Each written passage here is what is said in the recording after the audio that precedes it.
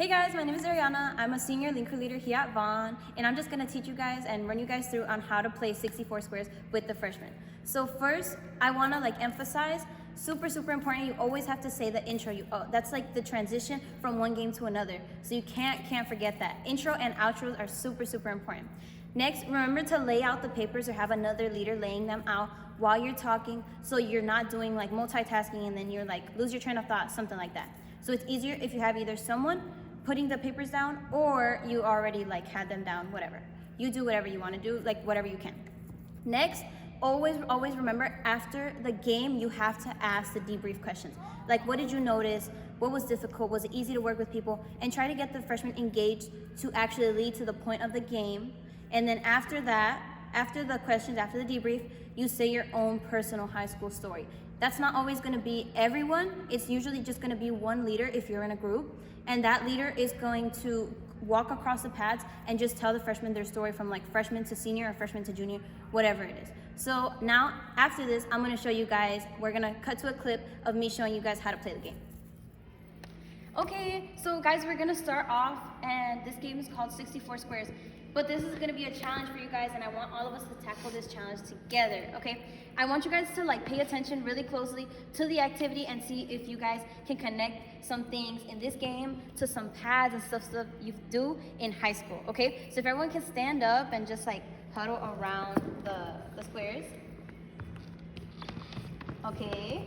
Okay guys, so this game, like I said, is called 64 Squares. But let me tell you a story right before we start to and understand the game, okay? So picture this. We're all on a field trip. We take a nice, fun school field trip, and we go on a hiking trip high in the mountains. We take a bus, and we've been on this bus for 20 minutes, and then we've been hiking for 5-6 hours, okay? The only thing we've eaten is a granola bar and some water, and some of us ran out of water. So, and we want to get home before 6, before it gets dark, because if we don't get home, we're gonna get stuck in the mountains, okay? Okay, so guys, some of us said, imagine Yvette says, oh my God, let's take a shortcut. So we take a shortcut and we listen to Yvette. We're okay, let's go around this tree. And we go around the tree and we find this river. But this river, we have to cross it to get back to Vaughn. You guys know the river behind Vaughn? This is that river, okay? So picture this. These white papers that you guys see are not white papers. These are turtles and leaves, okay? So basically, we need to get across this path, okay? So, what you guys are gonna do is you guys are gonna try to figure out the path, but you guys don't know what it is, only I know what it is, okay? If you step on a turtle, let's say this is a turtle, you step on a turtle, you're safe. But if you step on a leaf, I'm gonna say boop, because you've fallen into the water, okay? So you guys have to try and find the path, and I'm gonna tell you guys if it's right or wrong. Again, if it's wrong, I'm gonna say bloop, but if it's right, I'm not gonna say anything, okay? Okay, you guys can get started. Choose off from over there. All right.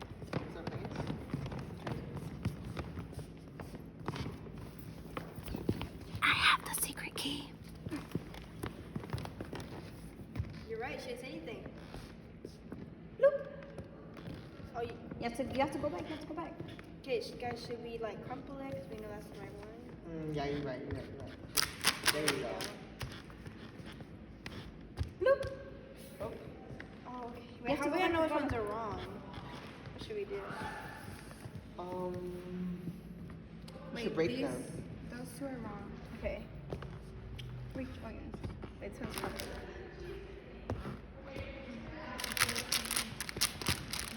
Good job, Yvette. Bloop. Oh. Damn. Okay, Keep so going.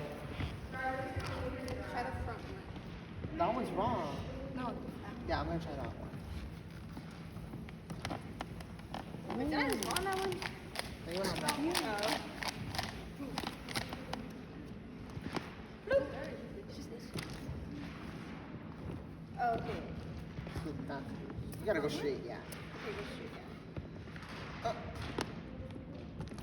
Yay! Now, all of you guys have to walk across the path. Okay. Go, hurry. Okay guys, so with this activity, what did you guys notice? Yeah. I noticed that once we found the correct path, we remembered our steps by crumbling up the paper. Okay, and how can, oh yes, Juliana. I also noticed how we work together to come up with new strategies and ideas to find out the pattern. Yeah, both of those are really good. So how can we relate this to high school?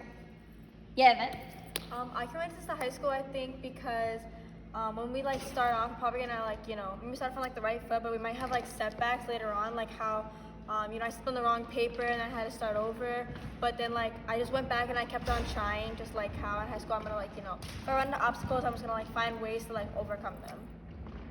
Exactly. Just like all of you guys said. Basically, this activity was to show you guys that sometimes even if you step on the wrong paper, you can still try again. You could take another path. You can and have others help you. You don't always have to do it by yourself. So now I'm going to tell you guys a little bit about my story and how my high school experience has been. So my freshman year, I started off pretty good. I had pretty good linker leaders. I had okay friends. I was okay with everything. Grades were okay. Then I started sophomore year, and sophomore year was when it really hit me. I was kind of like, oh my God, like what's going on? Like I wasn't really getting the groove of it. So I don't think I would move up for that one. I think for sophomore year, I would just stay basically the same as freshman year. Then junior year was a little harder for me because I had some family stuff going on and that really affected me in my school life and everything. So I think that would be a setback.